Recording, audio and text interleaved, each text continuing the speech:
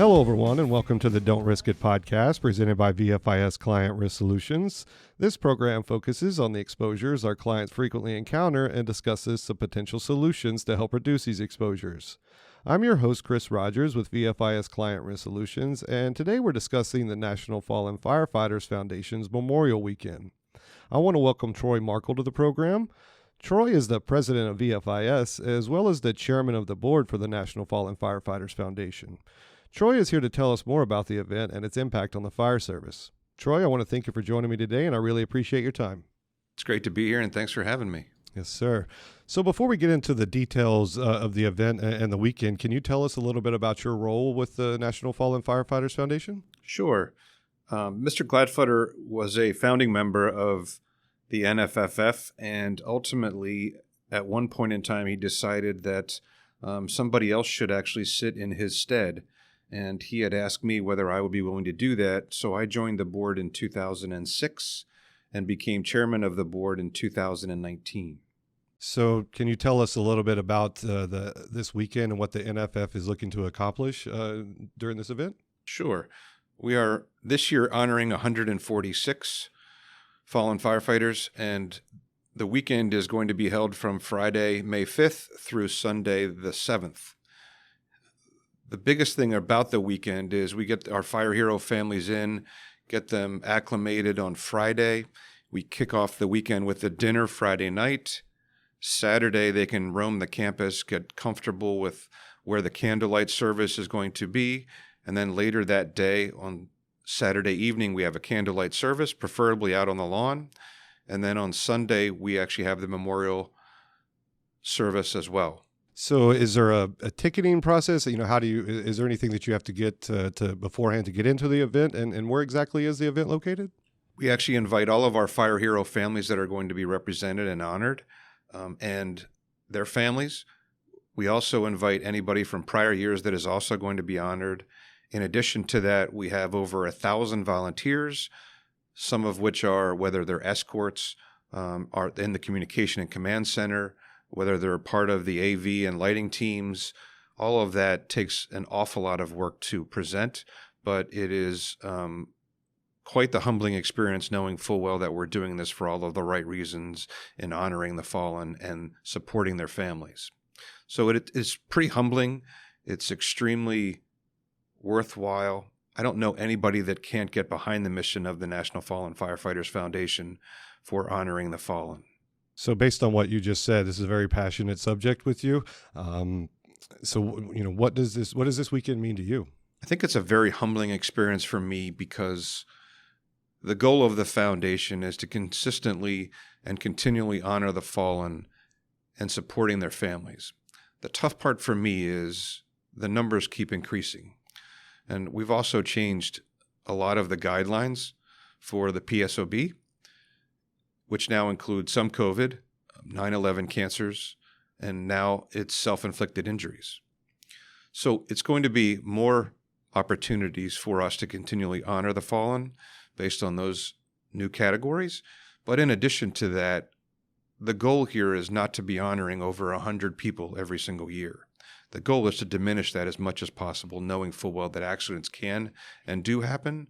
But the more that we can help out on the prevention side, the better off we're all going to be in limiting the number of line-of-duty deaths that occur every single year. It'd be great one year if you just remembered the ones that happened in the past and you didn't have to honor ones that happened in the most previous year. Couldn't have said it better myself. So is there a story that stands out in your mind from attending this event that impacted you? And if so, how did it impact you? I think every year it impacts me to the point where you see the fire hero families walking up to receive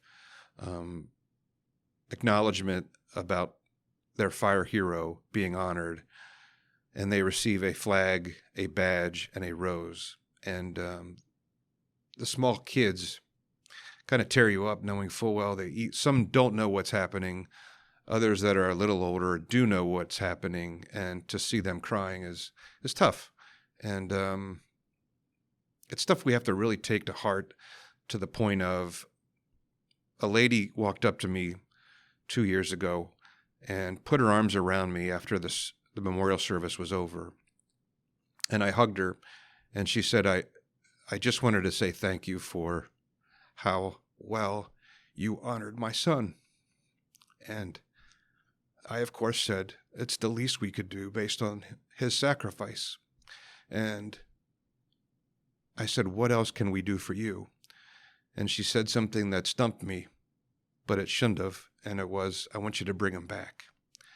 And I told her, unfortunately, I can't do that, but we can continually honor him based on what he has done for his community and the fire service.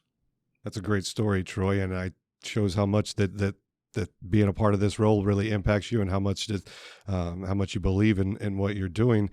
You've mentioned, why this weekend is important to you and what it means to you. Why is this such an important event for the fire service and their families at large? I think we have to continually work together as our organization, as well as the other national organizations, to do everything we can to minimize line of duty deaths. And whether it's cancer prevention, whether it's PTSD, whether it is mental health, all of those associated things and others, to follow the 16 life safety initiatives to minimize everyone's exposure to becoming a line of duty death, is the best thing that all of the organizations can get behind. Well, we thank you for your service on the board and what you do for the fire service. Is there anything that you would like to mention as far as how our listeners could support the foundation, or? Donations are always welcome, of course, and you can go on the website at firehero.org, and also you could actually attend the Memorial Weekend if you so choose. All of those are great opportunities to get involved. We also have a number of 9/11 stair climbs, in addition to golf outings as well across the country. So there's a lot of opportunity to mingle and get behind the mission. There's plenty of avenues to get involved from afar, not just at the event. Absolutely. Troy, it was a pleasure to chat with you. It's always a pleasure to talk with you. Thanks for joining us. Thank you for having me. And I want to thank you for listening to the program today and for your interest in VFIS safety resources. I want to thank our guest, Troy Markel, once again for his time and information. Please consider subscribing to our program to stay up to date on new content releases. Also, if you like what you've heard, please consider leaving a review below. For more information about the many resources available from VFIS, please visit VFIS.com. And to submit ideas for future discussions, please reach out by emailing VFISriskcontrol@VFIS.com. Thanks, everyone, and have a great day.